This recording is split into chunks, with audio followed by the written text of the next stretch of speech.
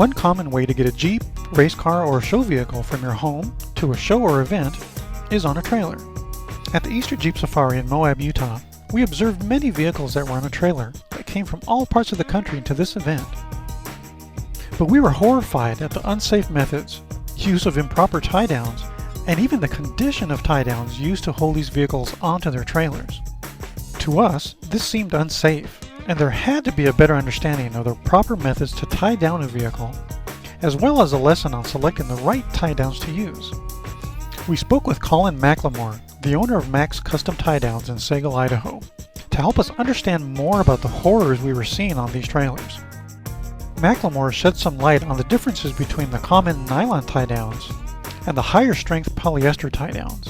Polyester stretches less than nylon. For a heavier vehicle tie-down application, it makes a lot more sense to use a polyester material as opposed to nylon. So how strong should your tie-downs be?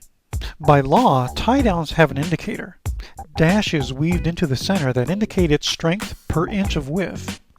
The dashed indicator that you see down the center line of the webbing here is indicative of the strength per inch of width. We use a 12,000 pound polyester webbing for all of our automotive tie-downs. McLemore also showed us how the type of stitch on the tie-down also affects its overall strength. On all of our straps, whether it be the running end or the fixed end, we have 5 rows wide of a class 7 stitch for 8 inches of length. That will go in excess of the 10,000 pound rating that we place on the assembly.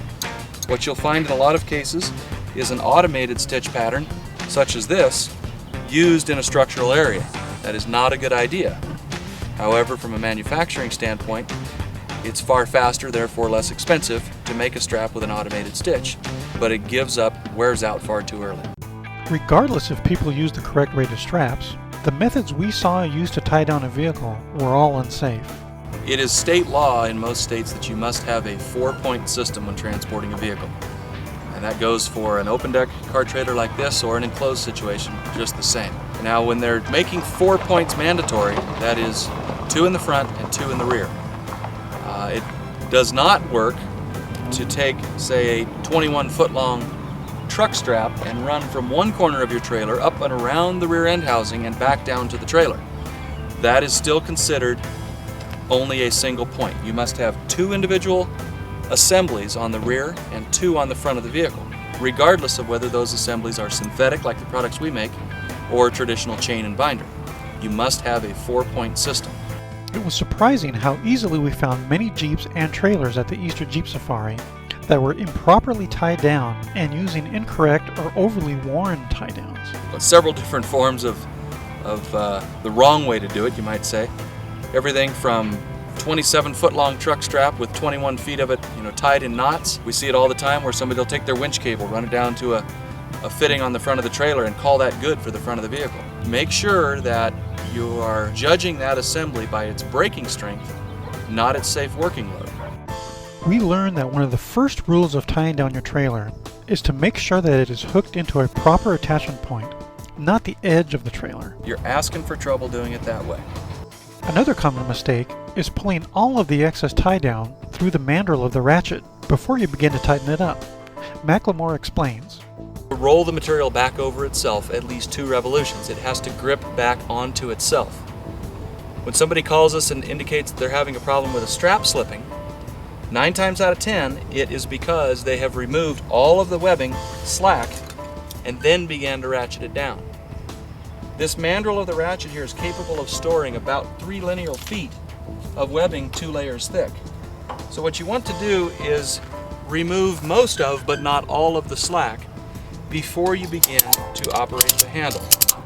By doing so, you'll get at least those 2 revolutions required for the ratchet to function properly, and you won't have a bunch of excess material to tie off.